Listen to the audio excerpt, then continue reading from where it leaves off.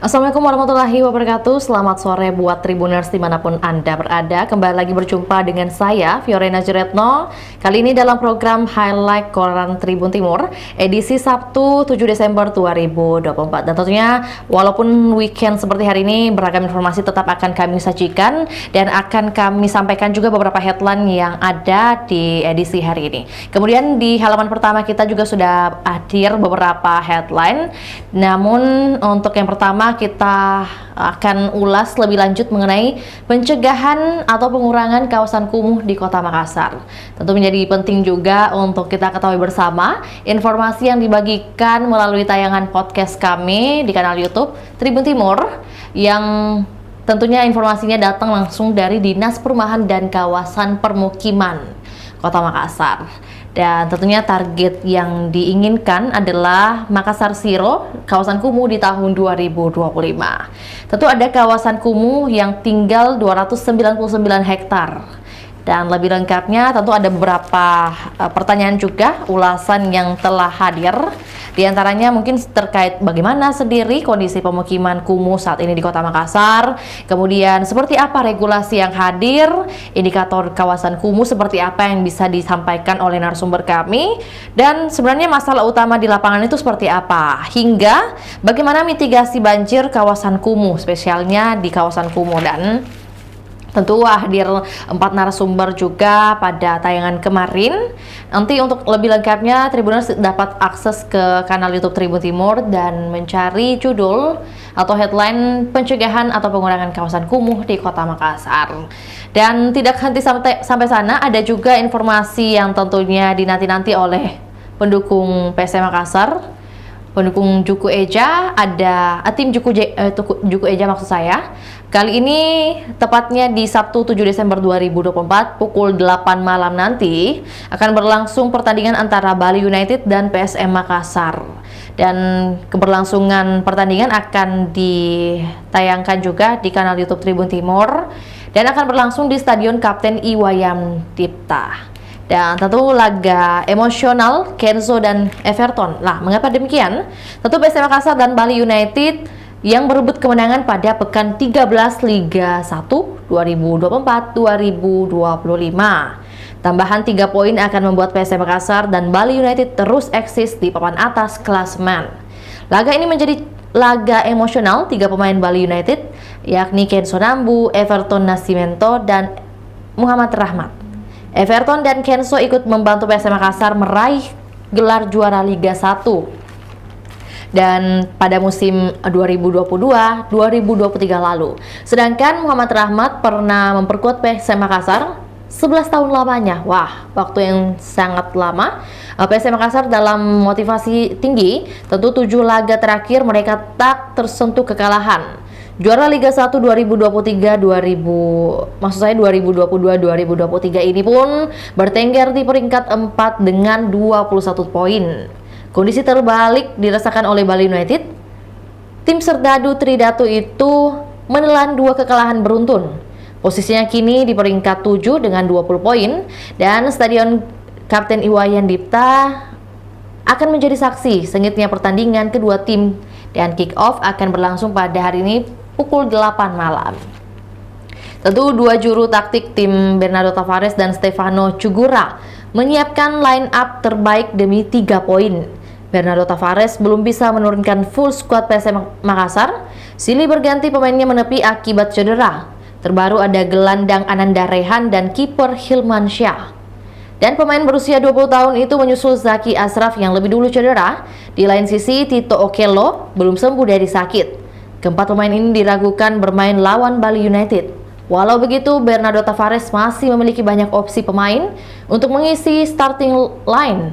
Kemungkinan komposisi diturunkan lawan Bali United tak jauh berbeda ketika menang 1-0 dari Borneo FC di laga terakhir pada Senin kemarin 2 Desember 2024. Tidak berhenti sampai sana, ada juga informasi mengenai peraih 29% suara menggugat ke MK, di mana KPU siap hadapi gugatan dengan poin yang kami tampilkan juga. Menanggapi gugatan PHP di MK, KPU Sulsel Divisi Teknis Ahmad Adi Wijaya menegaskan bahwa pihaknya siap menghadapi sengketa hasil Pilkada 2024. Kemudian, KPU juga telah menyiapkan panduan sengketa melalui divisi hukum untuk menghadapi perselisihan hasil pemilihan. Ahmad Adi Wijaya menambahkan bahwa sejak tahap pelaksanaan hingga rekapitulasi, pihaknya mencatat setiap keberatan yang diajukan saksi di tingkat kecamatan maupun kabupaten kota. Ahmad mengungkapkan hingga kemarin sudah 13 daerah yang menyelesaikan perhitungan suara tingkat kota kabupaten. Saat ini tahapan penghitungan suara tingkat kota kabupaten masih terus berjalan dan masing-masing KPU menghitung jumlah suara sah dari setiap calon kepala daerah yang ikut berkontestasi dalam Pilkada serentak 2024. Kemudian proses tersebut, kata Adi, merupakan bagian dari tahapan rekapitulasi suara yang terus berlanjut dengan KPU Sulsel terus memantau agar semua kabupaten kota menyelesaikan perhitungan suara tepat waktu.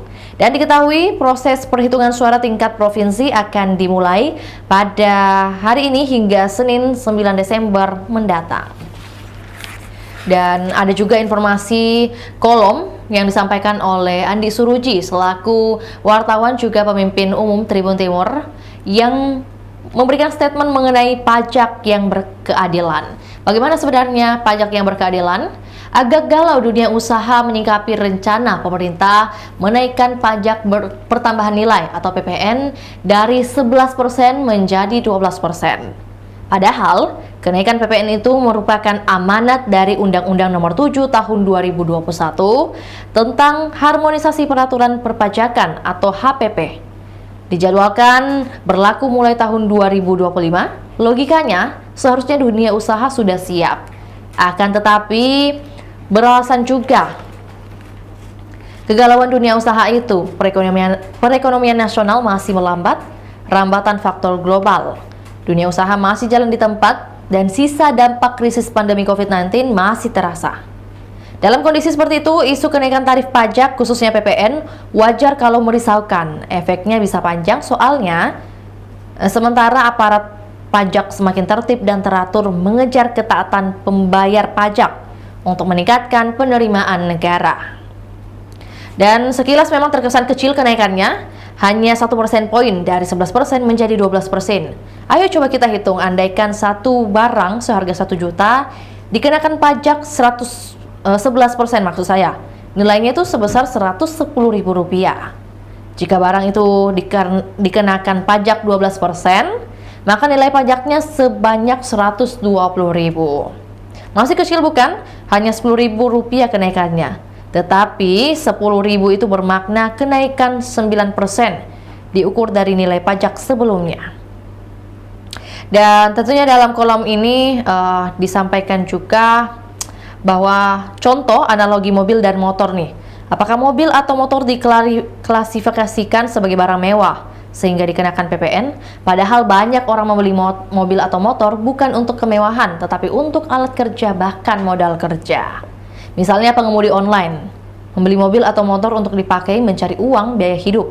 Lantaran susah pekerjaan lain atau kena pemutusan hubungan kerja, menjadi driver online adalah jalan cepat menyambung hidup.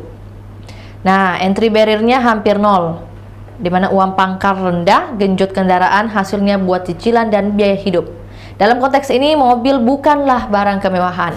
Jadi memang ada beberapa poin juga yang disorot oleh Andi Suruji, perlunya ditilik lagi lebih jauh bagaimana pajak yang berkeadilan bagi seluruh masyarakat di Indonesia. Dan terakhir dari halaman pertama kita nih adalah duel pelatih asal Portugal. Duel pelatih asal Portugal ini adalah Liga Premier pekan ke-15. Informasi dari Man United vs Nottingham akan berlangsung pada hari esok, Minggu 8 Desember, pukul 00.30 waktu Indonesia Barat. Akan berlangsung di Stadion Old Trafford. Manchester United akan menjamu Nottingham Forest di Liga Premier pekan ke-15 di Stadion Old Trafford. Laga ini mempertemukan dua pelatih asal Portugal, yakni Ruben Amorim dan Nuno Espirito Santo. Ini adalah pertemuan pertama mereka saat berperan sebagai pelatih. Dan tentu tidak ada catatan Ruben Amorim saat menghadapi Nottingham, sedangkan Nuno Espirito telah berpengalaman bertanding melawan MU dalam 12 laga dengan 3 kemenangan, 4 draw, dan 5 kali kalah. Dan tentunya bagi Tribuners, hari ini spesial karena akan berlangsung laga antara PSM Makassar dan Bali United. Di keesokan harinya akan ada pertandingan dari Manchester United versus Nottingham. Dan tidak sampai situ saja Tribuners, ini masih ada beberapa headline juga yang akan kami ulas. Yang akan kami bahas juga di halaman 3, yakni rubrik Sulsel nih Tribuners. Beragam informasi dari kabupaten kota, misalnya ada informasi dari Kabupaten Bulukumba, kemudian Kabupaten Sinjai, Kabupaten Baru, hingga Kabupaten Maros. Yang pertama adalah 74 kebakaran di Kabupaten Bulukumba selama tahun 2024. Nah, juga kami tampilkan tips mencegah kebakaran rumah. Mungkin yang pertama akan Vio baca adalah tips mencegah kebakaran rumah nih. Ada yang pertama, bijak dalam menggunakan alat-alat listrik. Kemudian jauhkan pemantik dan korek api dari jangkauan anak-anak. Awasi penggunaan kompor gas sebagai penyebab rumah kebakaran atau penyebab kebakaran rumah. Berhati-hati ketika merokok. Sediakan alat pemadam kebakaran rumah. Pasang alat pendeteksi asap untuk mencegah rumah kebakaran atau kebakaran rumah. Dan susun jalur evakuasi yang jelas. Nah, untuk di Kabupaten Bulukumba sendiri sebanyak 74 peristiwa yang terjadi selama tahun 2024. Peristiwa tersebut tercatat periode Januari hingga awal Desember atau 11 bulan. Dari seluruh kasus itu beragam objek, mulai fasilitas pemerintah Kabupaten Bulukumba, PLN Bulukumba, pabrik PT Lonsum, hingga lahan warga. Selain itu, sisa pembakaran sampah merembes ke rumah warga, ada juga arus pendek listrik, tabung LPG meledak terbakar, dan juga puntung rokok. Kemudian ada juga sambaran petir, ada juga kasusnya yang terjadi di dapur, kemudian petasan, supertus, hingga kelalaian manusia itu sendiri. Dan insiden ini tak hanya menghanguskan rumah, gudang, dan pabrik, tetapi juga mengakibatkan adanya orang tewas. Dan tentu akibat tingginya kasus kebakaran, masyarakat berharap agar mobil pemadam siap di setiap kecamatan. Oke, ada juga masukan untuk pemerintah lagi ya. Sementara di Kabupaten Wajo, sebanyak 51 rumah terbakar di Kabupaten Wajo sepanjang tahun 2024. Data tersebut disampaikan Dinas Satuan Polisi Pamong Praja dan Pemadam Kebakaran dan Penyelamatan Kabupaten Wajo. Disampaikan bahwa Aryadi selaku Kabid Pemadam dan Penyelamatan Wajo, ada sejumlah kendaraan yang terbakar sepanjang tahun ini. Seperti 1 unit mobil Toyota Hilux di Kecamatan Tempe, kemudian 1 unit becak motor atau Bemor di bulan Juli. Adapun total kerugian materi dari kasus kebakaran di Kabupaten Wajo ditaksir mencapai angka 2 miliar rupiah. Kita beralih ke Kabupaten Sinjai, ada program desa berdaya hadir di Sinjai.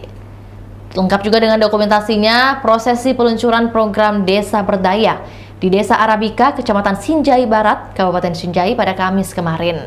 Nah, Desa Berdaya ini merupakan inisiatif kolaboratif bertujuan memberdayakan masyarakat melalui peningkatan pendapatan, pengembangan sumber daya manusia, pembangunan UMKM, serta pembangunan infrastruktur.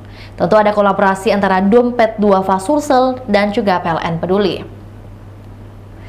Dan peluncuran ini disambut dengan antusias oleh masyarakat Desa Arabika. Desa Berdaya ini bertujuan memberdayakan masyarakat, tentunya tadi seperti yang saya sampaikan. Dan program ini akan berpusat di kawasan Desa Berdaya Sinjai yang meliputi fasilitas seperti kantor, rumah olah kopi maksud saya, kemudian area penjemuran, kafe, musola, serta bangunan lain yang mendukung keberlanjutan program. Dan kalau di Kabupaten Baru, informasinya adalah 360 janda dan duda baru di Kabupaten Baru. Disampaikan oleh Panitera Muda Hukum Pengadilan Agama Baru, yakni selain itu juga ada perceraian sepihak karena KDRT dan juga ada cerai karena perselingkuhan. Jadi kalau beragam informasi dari kabupaten kota ini masing-masing ada ciri khas sendiri yang disampaikan pada edisi hari ini. Kalau Bulukumba menyoal kebakaran, kalau di Kabupaten Sinjai hadirnya program atau inovasi baru, program desa berdaya di Desa Arabika. Kemudian spesial dan sedikit menarik, kalau informasi dari Kabupaten Baru ini menyoal 300 janda dan duda totalnya. Nah, masih juga di penghujung tahun 2024, tercatat 392 gugatan cerai talak masuk di Pengadilan Agama baru. Jumlah kasus tersebut meningkat 29 kasus jika dibandingkan tahun 2023 lalu. Dari 392 gugatan cerai talak yang masuk di Pengadilan Agama baru, terdapat 360 gugatan yang sudah ada putusan. Sementara 32 gugatan lainnya masih dalam proses. Nah, disampaikan Panitera Muda Hukum Pengadilan Agama Baru, Andi Tenri Abeng, yang mengatakan bahwa penyebab perceraian yang mendominasi tahun 2024 yaitu faktor ekonomi. Dengan statement bahwa menurut dengan statement beliau, selain itu ada juga perceraian sepihak karena KDRT dan juga ada cerai karena perselingkuhan. Dan menurut Andi Tenri Abeng, dalam setiap pengajuan perceraian, hakim selalu berupaya untuk memediasi agar perceraian itu tidak terjadi. Andi Tenri Abeng mengimbau agar mempertimbangkan sematang-matangnya sebelum memutuskan perceraian. Ini juga reminder dari pihak pengadilan agama bahwa harus memikirkan sematang-matangnya, mempertimbangkan sematang-matangnya sebelum memutuskan untuk bercerai, agar tidak ada peningkatan jumlah perceraian di Sulawesi Selatan. Dan yang terakhir ada informasi pohon tumbang timpa sekolah di Kabupaten Maros, di mana memang akhir-akhir ini cuaca buruk melanda beberapa wilayah di Sulawesi Selatan. Salah satunya juga terjadi di Kabupaten Maros, hingga mengakibatkan pohon tumbang terjadi di beberapa titik nih. Oleh Sekretaris BPBD Maros atas nama Nasrul mengatakan, hingga siang tercatat sudah ada 5 pohon tumbang. Yang merinci pohon tumbang terjadi di Jalan Poros Patontongan, Desa Tenrigangkae, Kecamatan Mandai, Jalan Poros Desa Tangkuru, Kecamatan Lau, dan Desa Simbang, Kecamatan Simbang. Selanjutnya juga pohon tumbang terjadi di SD Negeri 222, Pau-Pau, dan Desa Baci Manggai, Kecamatan Manggai. Dan meski demikian, dipastikan tidak ada korban jiwa dalam insiden ini. Nasrul menambahkan pihaknya menurunkan 15 personel untuk mengevakuasi pohon-pohon yang telah tumbang. Dan yang terakhir dari informasi halaman 3 ini, rubrik sosial, ada juga berita kehilangan. Mungkin juga bagi Tribuners bahwa informasi ini juga cukup penting. Telah kehilangan surat akta jual dengan rincian nomor yang dapat dilihat di layar kaca Anda saat ini. Mungkin ini merupakan milik kerabatnya atau kolega temannya, bisa dipantau juga mungkin agar bisa membantu teman-teman kita yang sedang kehilangan akta jualnya atau dokumen akta jual belinya. Dan yang terakhir akan kita ulas adalah beralih ke halaman 8 Tribuners. Halaman 8 ini kita masih antusias untuk menginformasikan mengenai dunia politik, karena memang kita masih dalam masa untuk menanti hasil putusan dari KPU di tanggal 15 Desember 2024 nanti. Oleh karena itu ada juga informasi dari Bawaslu. Kalau tadi ada informasi dari KPU, selanjutnya Bawaslu yang temukan pemilih siluman di Pilkada Jeneponto. Nah, Bawaslu Sulsel mengungkap serangkaian pelanggaran yang mencoreng proses demokrasi di Pilkada Jeneponto. Dari pemilih siluman hingga kasus mencoblos 2 kali. Temuan ini menjadi alasan dikeluarkannya rekomendasi pemungutan suara ulang di beberapa tempat pemungutan suara. Dan rekomendasi PSU dikeluarkan untuk 8 TPS yang tersebar di 4 kecamatan. Pertama, Kecamatan Bontoramba, ada beberapa TPS, kemudian Kecamatan Kelara, ketiga Kecamatan Arungkeke, keempat Bawaslu merekomendasikan PSU di TPS 001 Jenetalasa, Kecamatan Rumbia. Hal ini disampaikan anggota Bawaslu Sulsel, yakni Saiful Jihad, bahwa ada pemilih yang sebenarnya tidak berhak memilih di TPS tersebut. Ada yang mencoblos lebih dari 1 kali. Nah, itu juga kena pidana, atau dia tidak berhak memilih di TPS itu juga pidana. Dan untuk itu, Bawaslu juga punya bukti kuat untuk PSU. Menurut Saiful, orang yang mencoblos lebih dari 1 kali merupakan tindak pidana pemilu.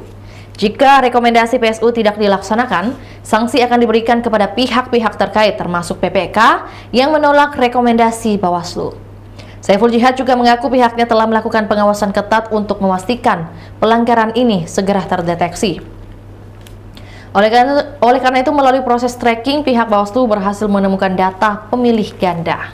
Dapat disaksikan juga saat ini di layar kaca Anda Tribuners, bagaimana Aliansi Masyarakat Peduli Demokrasi melakukan aksi unjuk rasa dan bagi-bagi bunga dukung KPU dan Bawaslu berintegritas. Aksi ini sebagai bentuk dukungan kepada penyelenggara pilkada, KPU dan Bawaslu yang memiliki integritas dalam menjalankan tugas. Dan disaksikan juga di layar kaca Anda saat ini ada headline petahana Takalar tumbang karena masyarakat bosan. Wah, ini adalah ulasan dari pengamat politik Universitas Hasanuddin atas nama Profesor Sukri Tama. Nah, lebih lanjut lagi bahwa berdasarkan hasil rekapitulasi suara KPU Takalar, petahana Syamsari kita yang berpasangan dengan Natsir Ibrahim tumbang melawan Daeng Manye, Hengki Yasin. Tak tanggung-tanggung, Ketua DPW Gelora Sulsel ini kalah telak dengan selisih 29% hingga 71%. Pengamat politik Unhas Profesor Sukri Tama dimintai tanggapan dan analisanya. Ia mengatakan tumbangnya Syamsari kemungkinan disebabkan berbagai faktor. Di antaranya Sukri menyebut faktor kekecewaan masyarakat saat menjabat, kemudian kebosanan sebagai figur lama, lebih lanjut adanya alternatif tokoh baru, kerja-kerja tim pemenangan dan janji-janji politik yang tidak terrealisasi saat menjabat. Dan Sukri mengatakan dalam keadaan kecewa terhadap petahana, masyarakat mencari dan mendorong figur lain non-petahana yang bisa membawa harapan. Dan dua informasi lainnya lagi di halaman Tribun Politik hari ini, ada Aurama kemungkinan tak gugat hasil pilkada Goa ke MK.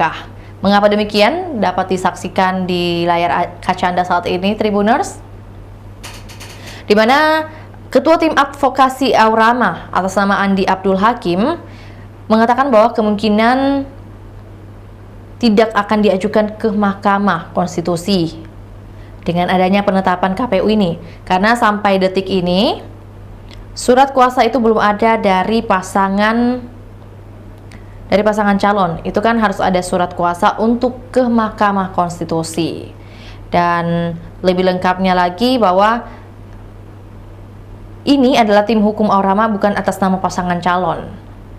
Ia mengatakan seperti itu, bahwa Pilkada Goa 2024 ini diikuti oleh dua paslon, yakni nomor urut 1 Amir Uskara Irmawati Herudin dan nomor urut 2 Husniata Lenrang berpasangan dengan Darmawang Syamuin. Dan dikatakan juga suara yang dihitung berasal dari 18 kecamatan se-Goa. Alhasil paslon nomor urut 2 Husniata Lenrang dan Darmawang Syamuin menang atau sebanyak 53,62%. Sedangkan untuk paslon nomor urut 1 berhasil meraih suara sebanyak 46,38%. Dan terakhir ada informasi Ibas Puspa, sapu bersih 11 kecamatan di Kabupaten Luwu Timur. Dengan perolehan suara kami tampilkan juga ada di Kecamatan Mangkutanah, Nuha, Towuti, Malili, Angkona, Wotu, Burau, Tomoni Timur, Kalaena, dan Wasuponda. Total suara masing-masing paslon yang mengungguli saat ini ada yang mengungguli saat ini adalah Ibas Puspa dengan perolehan suara 88.748 suara, sedangkan Budiman Akbar sebanyak 63.787 suara, dan yang terakhir dari Isrullah Usman Sadik sebanyak 18.984 suara. Baik Tribuners, informasi tadi juga dari rubrik Tribun Politik sekaligus menutup perjumpaan kita pada edisi hari ini. Terima kasih antusiasme dari Tribuners yang tetap menyaksikan program kita edisi hari ini, dan jangan lupa saksikan program lainnya yang akan kami hadirkan setiap harinya. Saya Fiorena Ciretno mewakili segenap kru yang bertugas pamit undur diri. Selamat sore dan sampai jumpa. Download Tribun X sekarang, menghadirkan lokal menjadi Indonesia.